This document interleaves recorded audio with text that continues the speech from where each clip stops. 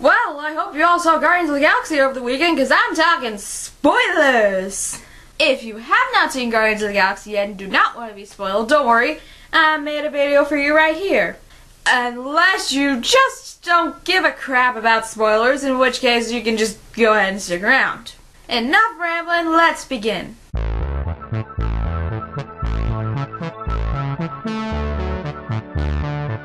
I suppose we should start with the Guardians themselves. The beautiful Zoe Saldana played Gamora. She was an assassin working for Ronan the Accuser, and she was also the daughter of Thanos. She was tough as nails and didn't take crap from anybody, but she wasn't unlikable at all. I would love to know more about her backstory in the sequel. Dave Bautista played Drax the Destroyer. He was the member of the team that surprised me the most. Drax's wife and his daughter were killed by Ronan, and now he's out there seeking revenge. Admittedly, he's not the most complex of all the characters, but he's still very enjoyable. He's vengeful, but he's still got a good heart. He's a little naive and impulsive, but good God, he's trying. He even managed to get some really funny lines. The stuff with the metaphors is hilarious. Again, Rocket Raccoon is the one everybody's talking about, and for good reason. He's a wisecracker, he's cocky, he's full of himself. But at the end of the day, he sticks with the team. That's Bradley Cooper doing the voice, and honestly, you would never guess if you didn't know. He just gets completely lost in the role. Groot really is the heart of the team. He's kind, gentle, and always sees the good in people. But he still won't be hesitant to kick someone's butt. Even though he says a grand total of 5 words, he still manages to get a lot of emotion out of the audience. He's voiced by Vin Diesel, and Vin Diesel does an incredibly good job in this movie. It really reminded me of Diesel's performance in The Iron Giant. And any movie that reminds me of The Iron Giant is doing at least one thing right.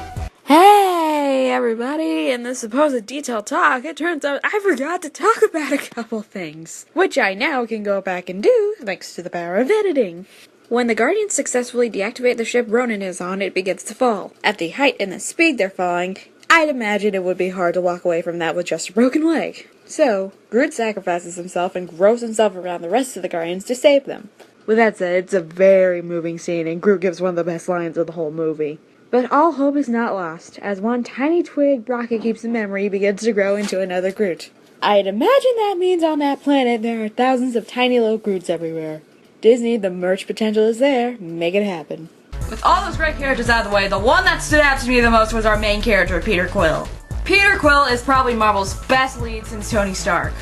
He was abducted shortly after his mother died and was taken in by a group of robbers. He's selfish, he's egotistical, he's a jerk. But his heart's definitely in the right place and he'll do anything for his friends. He's very much the Han Solo, Malcolm Reynolds of the Marvel Universe. What can I say? I'm a sucker for a jerk with a heart of gold. Chris Pratt does an amazing job with the material, hitting every single comedic note. I think he's an absolute star. I look forward to seeing more from him. Alright, let's get into down and dirty spoiler territory. Our big bad is Ronan the Accuser, who is working for an even bigger bad named Thanos. Thanos was the guy from the end of the Avengers. One of those Mouths of Sauron looking aliens, the one that intimidated Loki and the Avengers, also makes an appearance here. Kinda puts in a nice little lead for Avengers 2. Thanos is the father of our other villain, Nebula, and the adopted father of Gamora. There's a bit of a sibling rivalry going in between Nebula and Gamora, as Gamora essentially wants to do the right thing, and Nebula just wants to follow orders. Honestly, I'd just be interested to learn more about their relationship. We never see Nebula die, so maybe she'll pop up again in Guardians 2, who knows. Another big highlight was the Collector, played by Benicio del Toro. He was the guy from the post-credits scene in Thor 2. The Collector, as his name suggests, collects all sorts of oddities from around the universe. The Guardians go to the Collector to give him the orb, which has a very powerful gem in it. Using it, any planet can just go kerplunk in a millisecond. Ronan obviously wants his hands on it so he can destroy this one planet that he just really hates. Also in the Collector's room, the Tesseract and the Aether make a short little appearance, and there are a bunch of other fun little Easter eggs.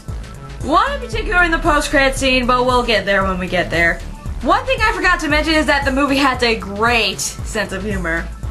At one point, our heroes get stuck in a prison. While Rocket, Peter, Gamora, and Drax are going over a really complicated plan to get out of there, Groot just goes up there and takes the thing that they need.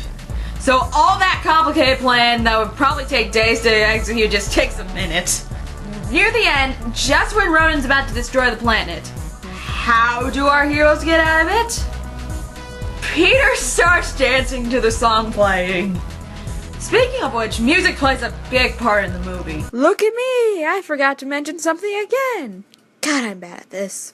The reason why music is so important to Peter is that his mother left him a tape of all the songs he loved. His mother was dying of some sort of disease, and the moment before she died, this was the opening scene by the way, she gave him a present.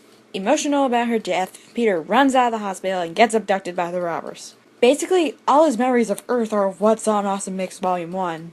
You heard Hooked on a Feeling in the trailer, but that is not all. Instead of sweeping epic scores, we get 80s pop songs.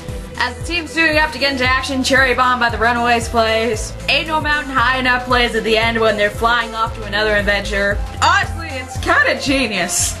I guess when it comes to spoiler talk, it's always customary to talk about the post-credits scene. Because you never leave the theater of a Marvel movie when the credits start rolling. So, what about this post-credit scene? Is it a prelude to the Avengers 2? Is it a prelude to Ant-Man? Is it showing us more of our heroes? None of the above. The collection just gets completely obliterated earlier in the movie. The collector's assistant defies him and touches the gem, which causes everything to go kaboom. So, many of his oddities get released from the cages. Who happens to be in one of the cages? Howard the Duck. Yep, Howard the Duck. The character that Disney sued the creators over. The one that starred in the Lucasfilms movie that's largely considered one of the worst movies ever made, is now canon in the Marvel Universe. We will see Iron Man interacting with Howard the Duck faster than we'll see him interacting with any of the X-Men. What a time to be alive! Plus, there's a funny little scene of Tiny Groot dancing to Want You Back when Drax isn't looking. Regardless of any of that, I still very much stand by my opinion of Guardians of the Galaxy. This is my favorite Marvel movie. It was Iron Man, now it's Guardians. James Gunn, you did a fantastic job bringing this to life, and I eagerly await part 2. So, did you see Guardians of the Galaxy over the weekend? What'd you think about it? And what do you think about all the spoilers? Let me know in the comments. Thank you so much for watching. See you real soon.